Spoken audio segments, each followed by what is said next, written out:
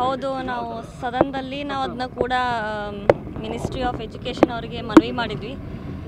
ಯಾಕಂದರೆ ಪ್ರತಿ ವರ್ಷ ಆಗುವಂಥ ಇದು ಸಾಕಷ್ಟು ಹಾನಿ ಒಳಗಾಗ್ತವೆ ನಮ್ಮ ಶಾಲೆಗಳು.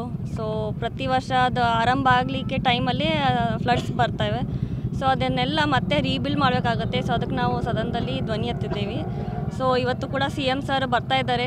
ಎಲ್ಲ ಇಡೀ ಜಿಲ್ಲೆಯಲ್ಲಿ ಎಲ್ಲೆಲ್ಲಿ ಫ್ಲಡ್ ಏರಿಯಾ ಅಫೆಕ್ಟ್ ಆಗಿದ್ದಾವೆ ಸೊ ಅದು ನೋಡಲಿಕ್ಕೆ. ಸೊ ಅವ್ರ ಜೊತೆ ಕೂಡ ನಾವು ಚಿಕ್ಕೋಡಿಯಲ್ಲಿ ಹೋಗ್ತೀವಿ. ಚಿಕ್ಕೋಡಿ ಲೋಕಸಭೆ ವ್ಯಾಪ್ತಿ ವಿಶೇಷ ಪ್ಯಾಕೇಜ್ ಕೊಡಂತಾರೆ.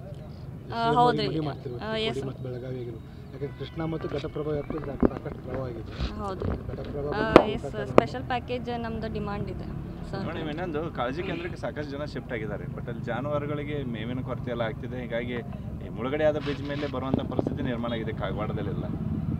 ಇನ್ನು ಅಧಿಕಾರಿಗಳು ಮೇವಿನ ಕೊರತೆ ಇದೆ. ಮೇವಿನ ಕೊರತೆ, ಎಸ್. ಅಧಿಕಾರ ಜೊತೆ ಕೂಡಿ ನಾನು ಚರ್ಚೆ ಮಾಡ್ತೇನೆ. ಬೆಳಗಾವಿ ಜಿಲ್ಲೆ ಯುವಕರ ವಿಚಾರವಾಗಿ ಪಾರ್ಲಿಮೆಂಟ್ ಅಂತ ಒಂದು ಧ್ವನಿಯನ್ನು ಎತ್ತಿದ್ರಿ.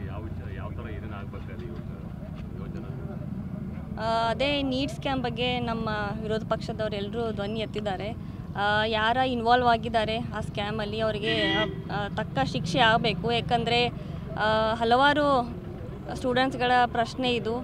ಯಾಕಂದರೆ ಮುಂದೆ ಡಾಕ್ಟರ್ಸ್ ಅವರ ನಾವು ಜೀವನವನ್ನು ಅವ್ರ ಕೈಯಲ್ಲಿ ಇಡ್ತಾಯಿದ್ದೀವಿ. ಸೊ ಅವ್ರನ್ನ ಮುಂದೆ ನಂಬುವಂಥ ಪರಿಸ್ಥಿತಿಯಲ್ಲಿ ನಾವು ಆಗಲಿಕ್ಕಿಲ್ಲ.